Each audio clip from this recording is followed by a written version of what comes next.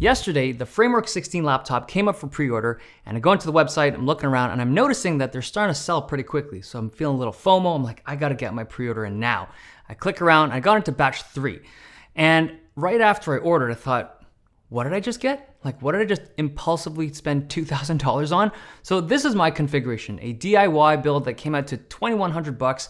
It was expensive. Now the thing is, the Framework 16 is supposed to start at $1,399, and I got what I thought was a fairly modest configuration. It didn't have any crazy RGBs or crazy accessories. It did have that discrete GPU, but I was still able to break $2,000. The CPU I got was a 7840HS. It's a strong performer, but the discrete GPU I got is the only GPU module they have available right now, and it's the AMD Radeon RX 7700S, and it's running at 100 watts. Now, this GPU is relatively new. I don't have a lot of laptops with it. I do have one, but that device is under embargo, but I did ask the company. They said I could talk about its performance numbers. So this is a chip that is a good performer, but it's not great. It's most similar to an RTX 4060 laptop from NVIDIA, and because the Framework device is running at 100 watts for its GPU, I'd imagine performance to be really similar. But after I looked at these charts, I started to do some math, and I thought, okay, the Framework 16 is a $2,000 laptop. You can pre-order it now and you'll get it in Q4 of this year. So like October or maybe September if you're lucky. And you get a modular system that has good upgradability, it's got good repairability, it's got lowered e-waste ability, it's all good stuff. But keep that number in mind, $2,000.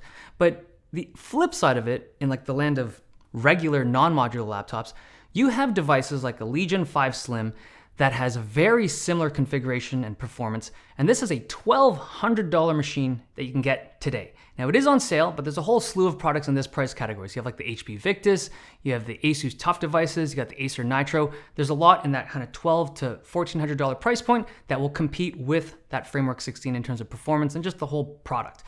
Now the premise here though is that with that Framework 16, you spend your $2,000 today, and in theory, you should be able to save money over time if you ever want to upgrade or repair that device, just by the modular nature of that Framework laptop. So if something breaks, I can easily buy a part and replace it. It could be the screen, it could be one of the ports, it could be the keyboard, it could be the trackpad, it could be any of the dozens of parts that are in this device. I could save some money by replacing a part myself. That's awesome, but even more interesting is the ability to upgrade that device if I so choose. Like say down the line, there's a new GPU that comes out. Instead of buying a whole new laptop, I would in theory be able to buy a new GPU module from Framework, swap it with the old one, and now improve the performance of my laptop without spending crazy amounts of money. And in theory, that sounds awesome. But then I looked at the pricing of all this stuff, and stuff started to fall apart for me. So if you look at the pricing of these GPU modules, I would expect, let's say in 3 or 4 years time, if you're gonna upgrade a device then, it would cost you about $500 to get a new GPU. Probably a lot more if it's a new NVIDIA card. But now you're at about $2,500 or $2,600 on your total cost of ownership for these two kind of generations of laptops. But then I looked at this price point, $2,500, $2,600. I'm like, what is going on? Like you could literally buy 2 separate gaming laptops, one today and then one 3 or 4 years from now, and I would have spent a similar amount of money between those two scenarios. And then the other thing is that when it comes to used gaming laptops or like older gaming laptops, there's a lot of stuff you can do with them, right? You can sell them, you can give them to family members, you can donate them, versus Framework parts that are just more difficult to find a use for. And when I really thought about it, I realized, do I actually want to upgrade a laptop that's like 4 or 5 years old? Like imagine I had a 2019 Zephyrus G14. I loved that device back then, but if I had that device today, 2019 G14, would I want to spend $500-$600 to upgrade that to a RTX 4060? Like I'd still be using the older screen. I'd still be using like the smaller trackpad. Everything would have had wear and tear on the device.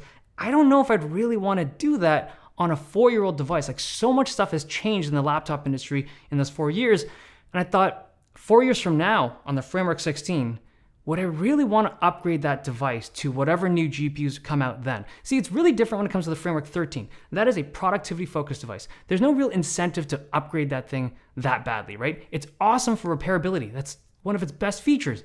But when it comes to the Framework 16, this is a performance-focused device. There's strong incentive to upgrade the performance on it, right? You're playing games, you're running professional applications that could really take use of the latest hardware, so you want to upgrade it, but then it's like, wait a minute, this is really expensive. Now, the hardware is super cool. The Verge did a neat video where they showcased the modularity of everything and how it all connects and snaps together.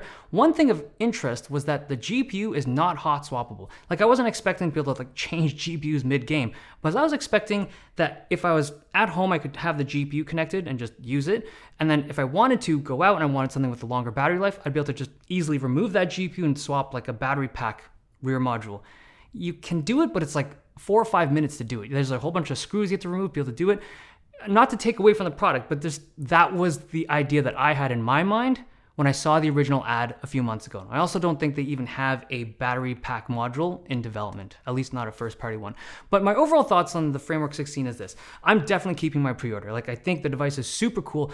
It does, the big thing for me at this point is the whole idea of repairability. It's absolutely amazing to have a device that is as repairable and upgradable in some scenarios as this. But I will say, for the people that are looking at this device and are just tunnel visioned on that dream of upgradable performance, if you do the math, I suggest you do it. If you're actually looking at this, sometimes it's it may not play out the way that we think it will. Okay, there you have it. Framework 16. I can't wait for mine to come in.